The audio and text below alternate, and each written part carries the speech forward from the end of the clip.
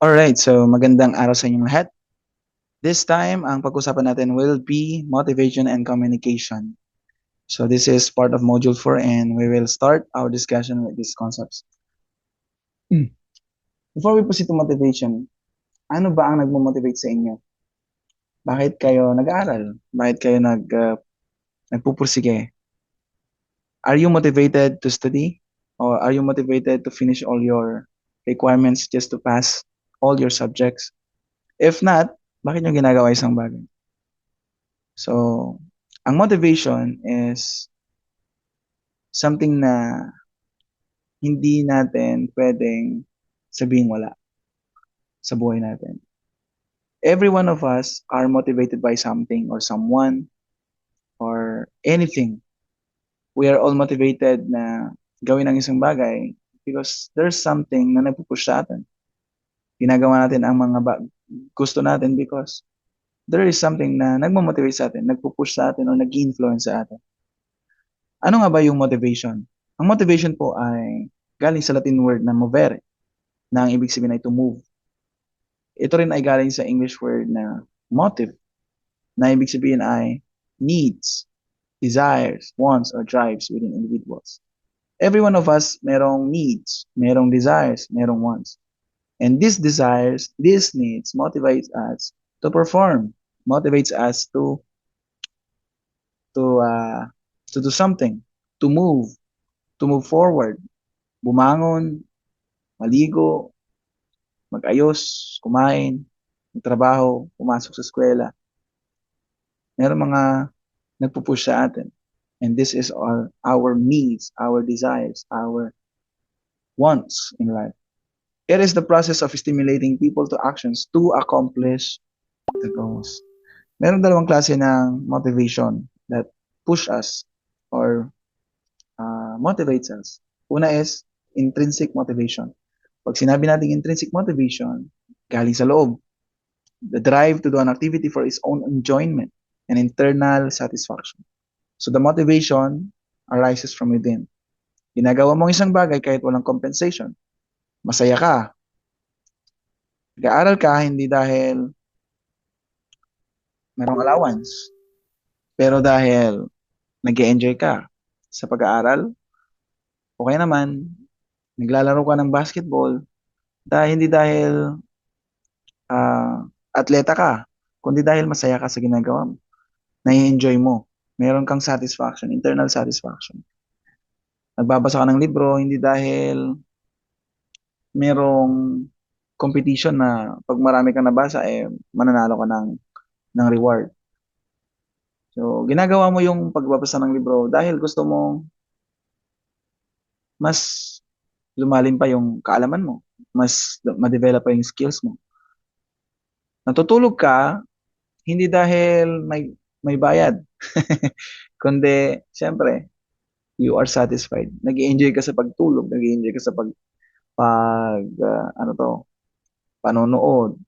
Because of enjoyment, because of satisfaction, you are doing the things na kahit walang nagsasabi sa'yo, kahit walang nagpupush sa'yo, gagawin mo pa rin. Okay? So, kabaligtaran niya yung extrinsic reward. You will be motivated by rewards. Extrinsic motivation, I should say. So you will be motivated by rewards. The drive to do an activity for external reward or to avoid punishment. Either reward or punishment, yung motivation. So from outside siya. Yung reward, pwedeng money, pwedeng incentive, pwedeng bonus. Merong dalawang klase ng reward, tangible siya or intangible. Pag tangible, transactional yan. Pwedeng bonus, pwedeng salary. Pag intangible, recognition, experience, learning development. These are relational rewards. All of it are extrinsic rewards. These are rewards. So, extrinsic motivation, I should say. So, two categories of incentive. Meron ding dalawang klase ng incentive. Monetary and non-monetary. Pag monetary, mga bonuses, kaperahan. Pag non-monetary, security of service, parang ganyan, na nagsasatisfy sa ego natin. Like praise or recognition, suggestion scheme, o kaya naman job enrichment. or promotion. Para siyang ganito. Intrinsic motivation, masaya ka sa ginagawa mo. Extrinsic motivation, dahil may reward or mayroong punishment. Kaya mo ginagawa ang isang bagay. There are different theories of motivation. We have Hawthorne effect, ERG, Maslow's hierarchy, the needs theory, the Herzberg two-factor, and the theory X and theory Y. Pag narinig nyo ang Hawthorne effect, anong unang pumapasok sa inyo? Ang Hawthorne effect is something na parang ganito. That one. So ito yung boss. And then yung empleyado niya. Anong ginagawa niya? Anong ginagawa niya? Nag-o-observe. Nagsusupervise. So kung nag-o-observe ka at nagsusupervise ka, ang sabi ng Hawthorne effect is nagbabago daw yung behavior ng empleyado. Pag merong tumitingin sa kanya, merong nag-o-observe sa kanya. Kapag merong nagsusupervise sa kanya. The Hawthorne effect, therefore, means that people work better when they know they are being observed or when they feel that someone is paying attention to them. This idea came from studies at the Hawthorne Works Factory in Chicago, na kung saan yung mga researchers gusto nila makita if changes in things like lighting would make works more productive. Surprisingly, they found that no matter if the light was made brighter or dimmer, productivity increased. The main reason was that the workers felt important because someone was studying them. So kung merong na tumitingin sa'yo, merong nag-evaluate sa'yo, then nag-iba yung attitude, nag-iba yung behavior mo, nag-iba yung galaw mo. Kung tamad ka, pero dahil nandiyan yung boss, kunyari masipag ka, parang ganyan. Kung tamad ka, pero dahil nandiyan si crush, abay, magiging masipag ka. Diba? Nagmo-motivate sa'yo. Yun ang ibig sabihin ng Hawthorne effect. We have also, ang Hawthorne effect, ginagamit din siya sa lahat ng government agencies. Merong mga CCTV na siyang nagsasabi na merong nag-observe sa kanyang mga empleyado. Merong surprise visit, okay, ng evaluations na ginagawa sa lahat ng opisina. Kaya kapag merong supervisor na nagra-rounds, abay, lahat gumagalaw, lahat nagtatrabaho. Meron din tayong feedback form. Pag alam natin na merong feedback form, pwede nila tayong i-report, abay, nagiging courteous tayo, nagiging respectful tayo. Pero pag walang feedback form, sometimes yung mga staff, bastos o kaya naman unapproachable. Buti na lang may feedback form, di ba? Meron naman itong 5 stages ni Maslow na sabi niya ang mga tao ay meron daw hierarchy of needs. Meron daw level of needs. Na kung saan hindi ka makakarating sa taas kung hindi mo na-meet yung nasa baba. So we have here the physiological needs. Ito yung mga food, water, shelter, sleep, clothing, reproduction, air. So kung wala ito, you will not be motivated to perform. You will not be motivated. Hindi ka makakapagtrabaho. Hindi ka gaganahan magtrabaho. Hindi ka gaganahan pumasok kasi walang laman ng tiyan. Hindi ka makakapag-pay attention kasi puyat ka. Dahil walang physiological needs, hindi na-meet ito, you will not be able to what? To achieve the second level. Kasi kung hindi ka makapagtrabaho, paano ka makakapagsahod? Paano mo masisecure yung sarili mo? Paano ka magkakaroon ng resources, ng salary, ng security of tenure, maging regular sa trabaho kung wala ka namang energy kasi hindi ka kumain? Hindi ka nila mapapansin because you are weak. So dapat i-satisfy mo muna daw yung physiological needs ng katawan mo, yung pangangailangan mo, yung sarili mo. Pangalawa is kapag nagawa mo yun, syempre magiging productive ka. Kakaroon ka ng trabaho, magkakaroon ka ng sahod, magiging regular ka, mamimaintain mo yung health mo, magkakaroon ka ng property na maayos. That's safety needs. And once na-meet mo yung safety needs, papasok yan yung love and belonging. You will increase the need. Papasok yung motivation mo dun sa friendship, intimacy, family, sense of connection. So, syempre, pag nasa trabaho ka, hindi pwedeng puro salary lang, tapos trabaho, uwi, trabaho, salary, ganun. Hindi pwedeng ganun. Dapat, ang isang tao daw ay may pangangailangan ng love and belonging Every one of us needs intimacy. We need sense of connection. We need friendship. Pag wala kang kaibigan sa trabaho, abay, mahirap. Kasi, para kang nasa island na nag-iisa. Something na it cannot motivate us. It may motivate us sa mga taong introvert na ayaw ng kaibigan, gusto nag-iisa. Pero hanggang doon ka lang.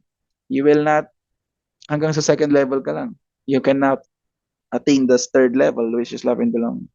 And kapag na-meet mo yung love and belonging, syempre, papasok dyan yung need for esteem, need for respect, yung motivation mo to perform things because nire-respeto ka. Yung motivation mo is maganda na yung status mo, na-promote ka na, na-recognize ka na. Pag na-meet mo yung esteem, self-esteem, respect, then, papataas ka na. You have now the desire to become the most that one can be. Yung self-actualization. Sa self-actualization, sabi ni Maslow, is kailangan daw ma-reach mo yung full potential mo and personal growth mo. Parang nasa iyo na lahat, kumbaga. Wala ka nang kailangan. So, ito na yung pinakamataas. Sabi naman ni Alder First, sinamarize niya lang itong 5 stages ni Maslow. Kung 5 kay Maslow, 3 lang kay Alder First. Yung ERG theory, ang existence composed of the safety needs and physiological needs. Ang relatedness composed of love and belonging. Ang growth composed of esteem and self-actualization. So, ganun lang naman.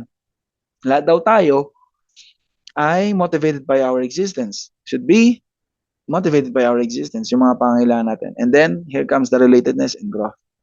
That's the idea of ERG theory. Sinamarize niya yung 5 stages, yung hierarchy of needs ni Maslow. Kung si Maslow may 5 at si Alderfirst may 3, may 3 din si Maclellan. Lahat daw tayo ay mayroong pangangailangan. Lahat ng tao may pangangailangan either sa 3. Merong need for achievement, merong need for affiliation, and merong need for power. Dinevelop ito ni David Maclellan noong 1960s. Sinasabi nito na meron tayong specific needs for achievement, affiliation, and power na nagiging motivators natin para influence yung human behavior in professional settings. The need for achievement means a person wants to do tasks well, set goals, and see results. The need for power is the desire to influence or control others, either in a positive way, like guiding a team, or negative way, just wanting authority. At the need for affiliation naman is the desire to build good relationships, be accepted, and work well with others. For example, in a workplace, an employee with a strong need for achievement may enjoy setting sales targets, and working hard to meet them. Someone with a strong need for power may want to become team leader to guide others and make decisions. Another person with a strong need for affiliation may focus on teamwork, making friends at work, and keeping a positive atmosphere. Now, be reminded that each person is motivated in a different way, and managers can use this theory to understand how to keep their employees motivated. And take note that this theory is helpful because it shows that motivation is not the same for everyone. By knowing which need is strongest in a person, the leaders or heads can give tasks and roles that match their motivation. So, kung si Maclellan, 3, si Herzberg naman, 2. Yung Herzberg two-factor theory explains that there are two set of factors that affects people at work. Ano daw yung mga nakaka-apekto or nakapag-motivate sa tao, sa mga empleyado? Una is hygiene and motivation factors. Hygiene factors are things like salary, company policies, working conditions, peers, job security. If these are missing, people feel dissatisfied. Pero even if they are present, they do not always make people feel motivated. On the other hand, motivation factors are things like achievement, recognition, responsibility, and opportunities for growth. These are the factors that truly encourage people at work to work harder and to feel satisfied. For example, if an employee is paid fairly and has a safe office, they may not complain, but that alone will not inspire them to do their best work. However, if the same employee is given recognition for good performance or a chance to lead a project, they may feel more motivated and satisfied. Ibig sabihin lang nun, that simply fixing problems at work is not enough. Employees also need positive motivators to grow and enjoy their jobs. So what's the significance?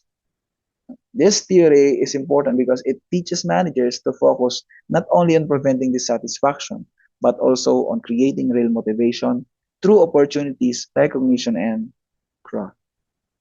We have also the theory X and theory Y. Based on illustration, sabi ng theory X, kailan ako uuwi? Tagal naman ng trabaho. Sabi ng theory Y, I got some ideas.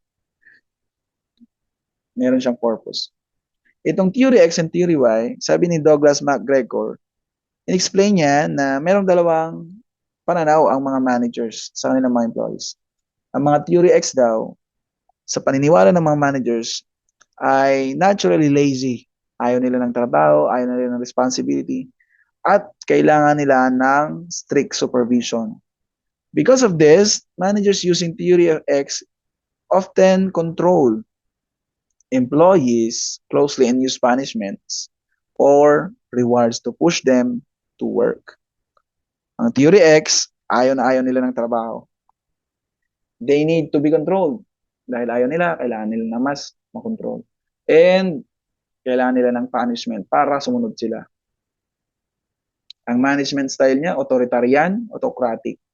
And then, kailangan niya ng strict supervision, centralized decision-making rules, and punishments. And then, on the other hand, yung theory Y naman says that workers can be responsible, enjoy their jobs, and are motivated kapag they are trusted and given opportunities. Managers who follow theory Y give more freedom and encourage participation in decision-making. So, in other words, ang theory Y ay positive assumptions about people. Sabi ng mga managers, ang paniniwala nila ay ang mga empleyado daw ay naturally motivated, naturally responsible, and capable of self-direction if given the right conditions. Ang managerial style naman nila or management style nila ay democratic or participative leadership style.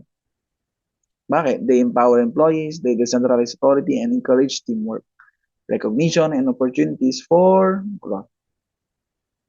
Let's go now to communication. Communication is the process of passing any information from one person to another with the aid of some medium is termed as communication. So I think hindi naman na to bago sa inyo.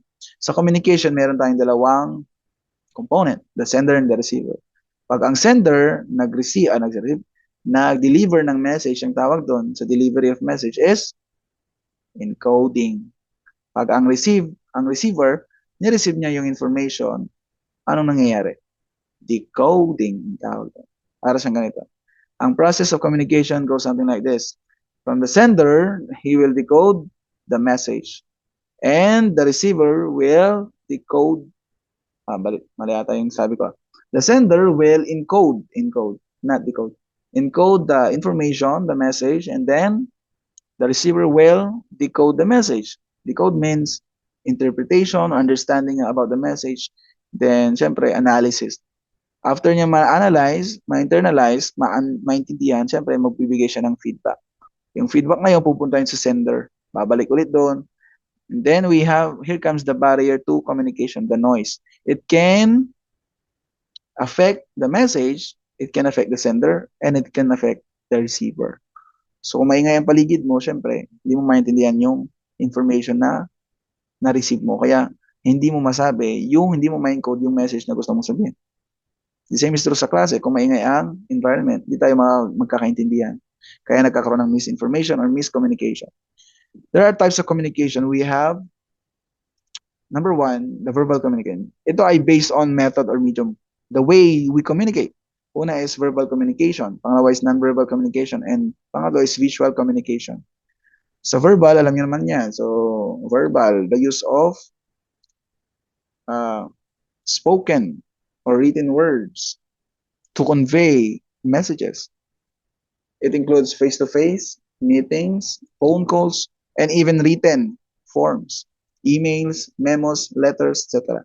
Ang nonverbal communication naman involves body language, gestures, postures, facial expressions, and eye contact. Often communicates all emotions or attitudes more strongly than words. So, nonverbal is yung, kunyari, facial expressions. Kinda, nga kinda di ka drum, sa bali magayam, ibagbaga na. Mannerism na magayam, di ba? Kung kunanan. Sa bali. Visual communication, ano naman to? Visual communication is the use of image, charts, graphs, videos, and infographics para i-share yung information. Like PowerPoint presentations, posters, billboards, data dashboards, etc. Based on direction naman, ang types of communication based on direction includes downward communication, pababa. So yung information galing sa taas. Upward communication is galing sa baba, from baba to taas. So kumbaga sa DIMSO, from yung downward, from president to chancellors, to deans, to chairpersons. Ang upward naman, from deans to chancellors to the president. Kung nyari, nagre-request sila ng funding o nagre-request ng presentations or approval, permissions, etc. Upward communication. So, kunyari sa inyo, as a student, you will request to your chairpersons. That is upward communication. Yung horizontal communication naman, or lateral communication, is yung, pag sinabi natin horizontal, kanina downward at upward. Ito horizontal, pantay. Ganyan. Kanina pataas, tapos pababa. Ngayon, pantay. Yung ay flat communication, lateral communication. Pag sinabi natin horizontal communication, it is communication between employees or departments at the same level. Kunyari sa campus, campus versus campus to campus, department to departments, within our departments. Ganun. Okay? So, yung communication within employees within a certain organization. So, coordination between two teachers, yun, horizontal communication. Dalawang students, HR and finance departments. So, ang purpose niyan is to provide coordination or teamwork or pwede ring problem solving. Ang diagonal communication naman is a communication that cuts across department and levels. For example, a finance officer communicating directly with a field staff for clarification. So, ang purpose niya is to save time and increase efficiency. So, diagonal communication yan. External communication naman is the interaction between the organization and outside stakeholders. So, yung mga clients natin, yung media, yung government, and the public. For example, is mga press releases, public announcements, or social media updates. We have also communication based on formality. We have formal and informal communication. When we talk about formal communication, it is official communication following the organizational structure or chain of command. For example, office memoranda, mga memorandums. Yan yung mga formal communications. Memorandums, official letters, reports, and communication letters or circulars. Ang purpose niya is to maintain records and ensure accountability. Informal communication naman ay also known as grapevine. So, ang grapevine, like rumors, it occurs naturally among members through casual conversation. Something na chatting during breaks, group chats, or hallway discussions. It builds social relationships and spreads information quickly. Informal communication. Okay? So, parts of communication letter. Commonly, sa atin dapat alam natin kung ano yung, paano gumawa ng communication letters. And I know alam nyo naman, pero still, let's take a look. Kasi may mga issue kasi tayo na kapag nagsisend tayo ng mga letters sa ating mga chairpersons o sa aming mga advisors, still may mga flaws pa rin tayo. Iba-iba, parang hindi tayo nag-aral hindi natin pinag-aralan paano gumawa ng communication letter, which is supposed to be dapat inaral natin dun sa purpose of communication and kahit dun sa nung senior high school kayo. But for the sake of learning development, let's talk about the parts of communication letter. Sa communication letter po natin, meron tayong heading. Yung heading po natin, pwedeng letterhead yan or header footer. Yung iba, header lang meron. Yung iba, footer lang. So, paano naging heading mo walang heading? Header, di ba? So, pangalawa dyan is date. Siyempre, hindi mawawala yung date. Dapat nandun at nandun yung date. Yung inside address naman, ito yung nandun yung, kung sino yung papadalhan mo. Kung sino yung pag-addressan mo ng letter. Lalagay mo yung pangalan niya sa taas, tapos position sa baba, anong organization siya, at saan address yung organization niya. For example, Herminaldo Estilong, position, faculty, organization, Dean Sumit, La Union Campus, College of Management, address, Catbangen, San Fernando, La Union. Alright, so salutation. For example, Dear Dr. Estilong, or Sir, or Madam. Simple as that. Okay, so the body of letter, ang content ng body of letter natin is purpose. Ano yung purpose natin? Bakit tayo sumusulat? Ano yung details nung request natin? Anong details nung purpose natin? Tapos ilalagay natin yung request natin. In line with this or in this regard, moreover, we would like to request for funding for this specific activity, blah, blah, blah. May request permission to allow us to use the cover court, blah, blah, blah. After the body of letter, syempre, content, isa sa mga content ng body of letter is the gratitude. Syempre, thank you for your kind consideration, etc. Complementary clause naman, respectfully yours, sincerely yours, or sincerely, very truly yours. Alright, so we have also signature and name. Syempre, hindi mawawala yan. Then the enclosed or notation, which is optional. So sa enclosed or notation, kapag meron kang attachment, lalagay mo dun na copy furnish. O kaya naman, lalagay mo dun enclosure, proposal form, kung ano yung attachment. Okay? So, merong iba't ibang format ng communication letter. Meron tayong full block style, modified, semi-block, and indented. Pag sabi natin full block style, lahat po ng parte ng letter natin ay nasa kaliwa. Walang indentions, nasa kaliwa lahat. Okay? So, modified block style naman, ito yung mga parang similar siya sa full block, but the date and complementary clause and the signature block are aligned to the right center. Right, left, right. Parang ganun yung style niya. Okay? Semi-block, similar to modified block, but each paragraph in the body is indented. So, meron na siyang indention sa semi-block. Doon sa body. Kumbaga, kung magsusulat ka, I am Herminaldo Estilong, second sentence na lumagpas is, second line is, yung first line naka-indent. Yung second line nasa gilid na siya, nasa left na siya, side. So, basta may indention, alam niyo na yung indention. Hindi naman siguro lahat naman siguro kayo alam na nun, yung indention.